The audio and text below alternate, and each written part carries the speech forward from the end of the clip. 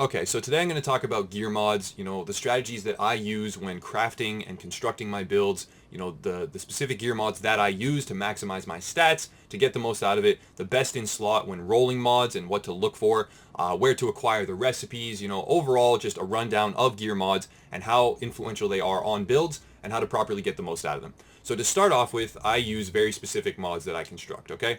So I have the power level 32 mods, as you can see here. I have two of them. The firearms gear mod, power level 32, 132 firearms, 162, that's the range, 132 to 162. And then I have the stamina blueprint, which has, power level 32 and 132 to 162 in terms of the main stat.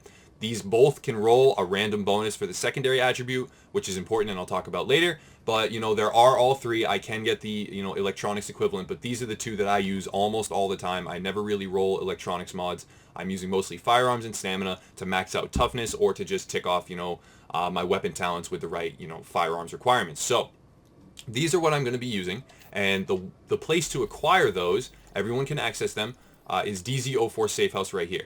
Now you do have to farm up your DZ rank to, I believe, 75, and once you've done that, you can purchase them for about between 200 and 300,000 DZ funds per blueprint. But once you have them, this is extremely valuable to maxing out your builds. I would say that everyone should do this. With the abundance of division tech now, the exotic division tech, the yellow ones, you can convert those. The conversion rate is plenty friendly over to any, high-end crafting material of your choice. You can take and you can craft as many electronics as you need. You can definitely get a lot of mods very quickly and put the right, mods with the right stat points into your build to max it out. So that's important to note. That's where to get them and how much they cost roughly. I don't have the exact numbers because it's been a while since I bought one, and I would have to go back and create a fresh character to get those hard numbers. But if someone does know the exact number of how many DZ funds it takes to purchase these blueprints, then go ahead and post that in the comments. That'd be helpful information. So once you have your blueprints and you're ready to craft the mods, there's something you should know about the way you want to construct a build. I always go and I start with a blank canvas, okay? I don't actually have all my mods unequipped right now, but I would start off this build if I was just constructing it right now. I would take out all of these modifications, in my gear, and then I would look at my character sheet. So let's pretend that they're all gone. I have two missing in my chest piece, but I'll get to that later. So I had just put this build together. I had just recalibrated to reach as much armor as possible. You want to meet the armor cap with just your gear if possible, but if not, you can use mods. And let's look at my stat sheet. So pretending like there's no mods in there, I would say, okay, I have 72.87 armor mitigation. I have a decent base health pool. My base health pool is 79,000. I am a glass cannon build, so I'm okay with that. It's almost 80,000. I would say for anyone going solo or looking at having a tank build of any kind, I would go over 100,000 easily, 110, 120. If you can get there, that's fantastic. But for my purposes, this is going to work nicely. So what I want to do is I want to say, okay, I want to meet the armor cap. So everything's rolled the way I want. And I have, two more modification slots, but normally it would be 5. I'm going to look at these mod slots and see what I need.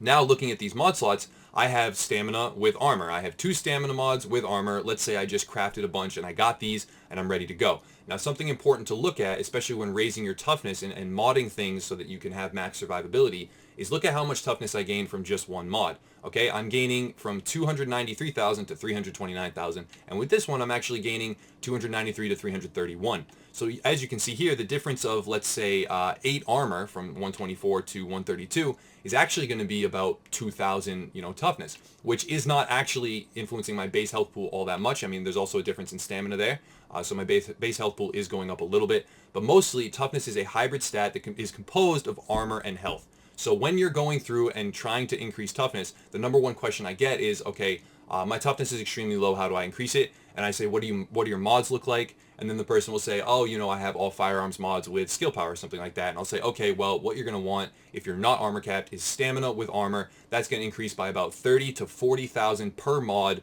if you have the right ones, and it's going to be really, really helpful. So when I combine both these together, I'm actually going to 350,000 toughness. So as you can see, just from 2 mods in my gear, I've taken a build that previously had 293,000 toughness and raised it by almost 60,000. So mods are extremely important to your build. Now looking at my other mods, I actually have firearms with skill power. Now for a variety of reasons, skill power is the best in slot thing that you can roll on mods.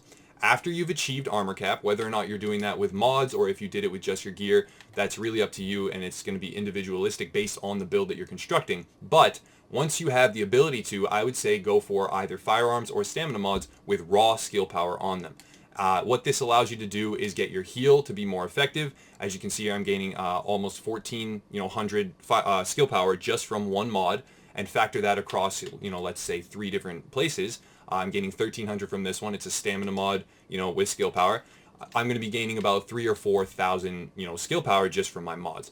Now this right here is a firearms mod with critical hit chance. I didn't have another firearms mod with, skill power on it. I was forced to settle for something else. So in a pinch, if you don't have the resources to craft, every single mod with skill power on it, even though that is the best in slot, you can definitely go with something like critical hit chance if you're running an SMG or a high crit build or a shotgun or an M1A or anything like that.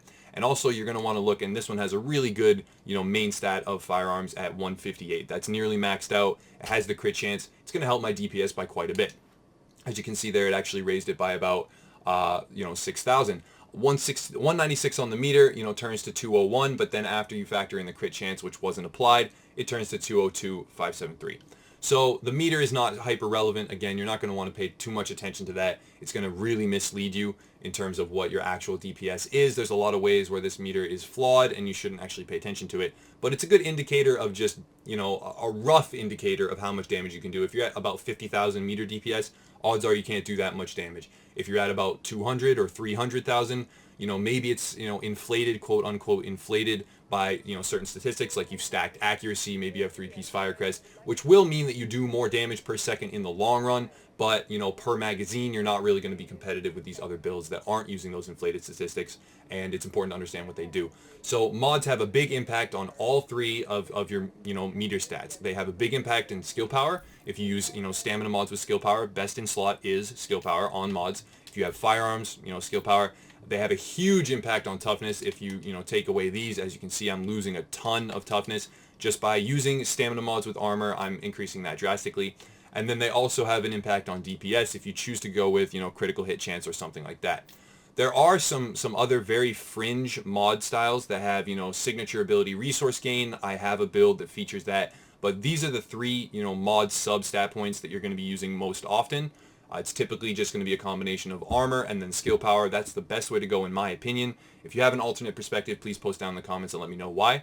But those are going to be very, helpful to your build. And then, like I said, the strategy is going to be to go to the DZ, to achieve rank 75, to buy the blueprints from DZ04. The power level 32 ones, they're the most accessible. I mean, if you put in a little bit of time farming. I understand that some people, it's very hard for them to achieve DZ rank 75. There are ways to do that. You can stack, experience gain gear and things like that, get up to that rank. But once you have those mods, that's going to be your best tool for fully completing any min-max build. And then once you have those recipes, you're going to come over here to the crafting table, you're going to convert your division tech, and you're going to go down and you're going to craft ones whenever possible. So I'm going to go right here, I'm going to craft a couple just so you guys can see. I'm going to craft a stamina and a firearms one and just see what I get for rolls. They cost quite a bit, in the current patch. 6 electronics, 4 fabric, and 4 division tech. So it's important to save some division tech when you're converting, just so you have enough to make sure you can roll the mods since they are Dark Zone blueprints. As you can see there, I got 137 stamina with signature ability resource gain. So that could be good for a fringe style build, but it's not going to be something that I'm going to use in the majority of my builds. And then I have another signature ability resource gain. But another thing to look at is this could actually replace something on my previous build with sig ability resource gain, because it's really right up there close to 162. The 156 firearms roll is really nice. So crafting a bunch of these is going to be the way to go. Another thing that you want to note is that mods do not take up inventory space if they're put into an item. So you're going to see here that all of my items have 2 mods in them, except for, 1 or 2 here. And the ones that don't, I immediately just place whatever mod I can into that gear piece because it doesn't take up an inventory slot. This is a way that enables you to carry around, honestly, hundreds of mods without having them take up inventory space. So as you can see, all of my gear has mods in it. I can just pick and choose at will. So I can go in and say, okay, I want this stamina mod because it has critical hit chance, and then I can put it on a different piece of gear just by pulling it out and putting it back on. So that's an easy way to maximize stash space and inventory space so that you're not soaking up too much inventory with those mods. If you put them in the stash, they actually take up a slot, but if you equip them on a piece of gear in the stash, they don't do that anymore. So it's really important. This right here is taking up 1 slot, even though there's 2 items in my stash that I'm using that space for. So that's important, just a small tip when maximizing, stash and inventory space.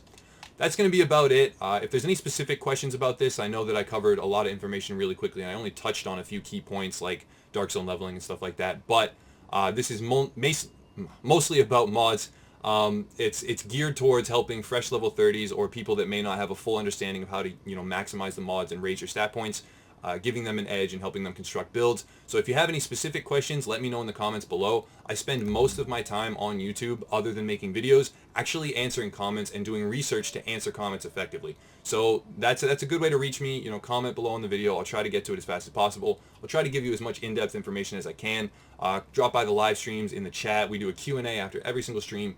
Lasts about a half an hour, and there's always some good information in there, and there's always some questions that really make me think and go, I'm gonna have to research and get back to you, and I try to answer in the best way possible. So thank you guys for watching. I really do hope this information is valuable to some degree. Mods are a really important way to raise your build's potency overall, and when used properly, it's going to help a build go from, let's say, 250,000 toughness and 20,000 skill power and 170 on the meter, in terms of primary DPS, up to what it is now.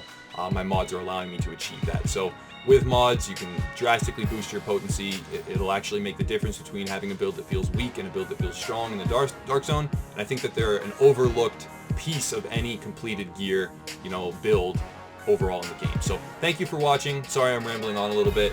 As always, check out the links in the description for ways to support the channel. It means a lot. We're headed higher and higher each day. The community support has been unreal. We're expanding at an ever increasing rate and pace, and it's fantastic. So just a big thank you to everyone who's helping us do that, all of our mods and admins on all across social media and all the different platforms, and it's been really fantastic thus far. So as always, guys, thanks for watching and have a nice day.